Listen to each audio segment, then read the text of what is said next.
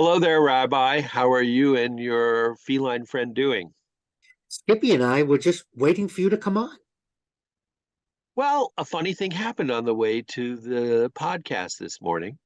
Well, it wasn't that funny. At least it wasn't funny to me when it happened. But I suppose that's the truth behind all humor. When something bad happens, we tend to turn it into a funny story later. Isn't that true? One of the ways to cope with different situations is with humor. Humor is a very effective tool for dealing with sadness, tragedy, when they happen to us. I'm not sure that when bad things happen to other people, it's funny. That's why I've mentioned before, world's funniest videos I turn off. It's not funny. It's all about people being hurt, breaking something, doing something. And watching it happen to someone else, I don't find cathartic and I don't find it humorous. And I think it's kind of odd that it's on television. Now, to the individual, humor is a way to deal with a difficult situation. But most of the things on World's Funniest Home Videos are staged, they're made up. So it's not cathartic and it's not people dealing with tragedy or dealing with illness or dealing with death. And we even call it dark humor. You don't want to hear a lot of jokes in hospitals, in hospice.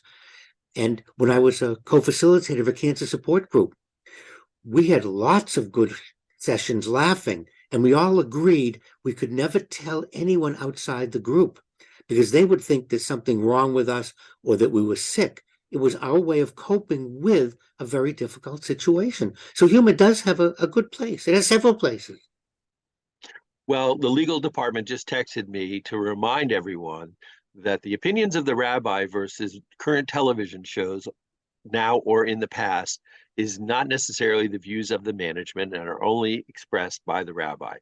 But television and movies often make fun of painful situations, from vaudeville days of slapstick humor and pie in the face to All in the Family and movies that characterize different tragic subjects that are situations that where everybody laughs. Jackie Gleason was famous for being a tragic character that everything bad happened to and everybody laughed.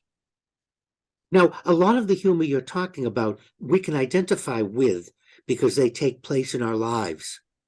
But when I watch some videos on YouTube or television, I can't identify with building a roller coaster in my backyard and getting a brain concussion.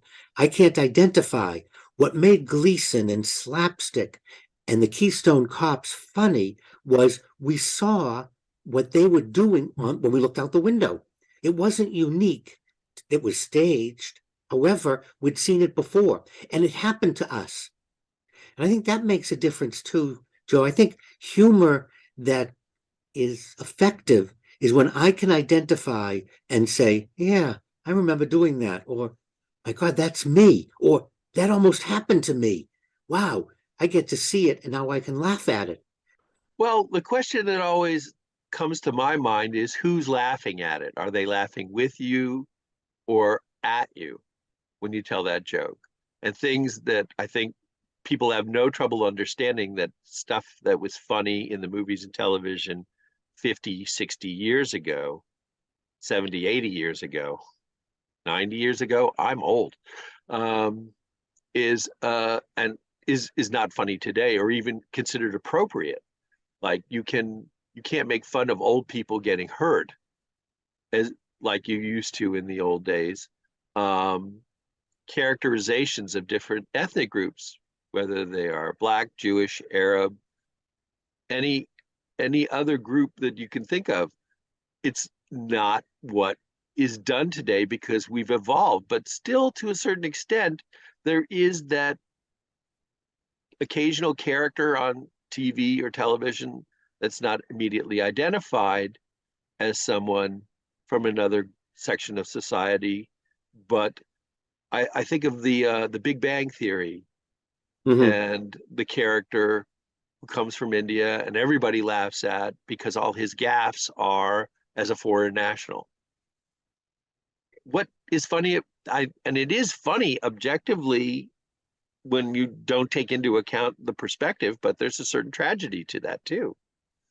Yeah, I think we're walking a tightrope where there's a fine line. I've watched some older movies and TV shows that I remember liking, and I stopped watching because I felt uncomfortable and embarrassed, realizing that the source of humor was mockery or making fun.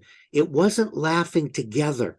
And that may be which side we want to come on, Joe. If we're laughing with the character, with inappropriate use of the language or not identifying with the culture, then we can all laugh with and it becomes funny. But when it's a source to mock someone, to put someone down, then that's where I think the line lies. And that's where it's not funny anymore because we use it to mock people, to give us a reason to discriminate against them. Look how stupid they are. They don't fit in. And we make it a generalization about their skin color, their religion, or their nationality, rather than some of the humor, which is the result of not knowing the language, not knowing the culture, not knowing what's appropriate or acceptable. And that's why you need to study before you go to a foreign country or you go to services with another religion. How do you be a perfect stranger in a different country or in a different synagogue or church? If you know the customs, then you'll act appropriately.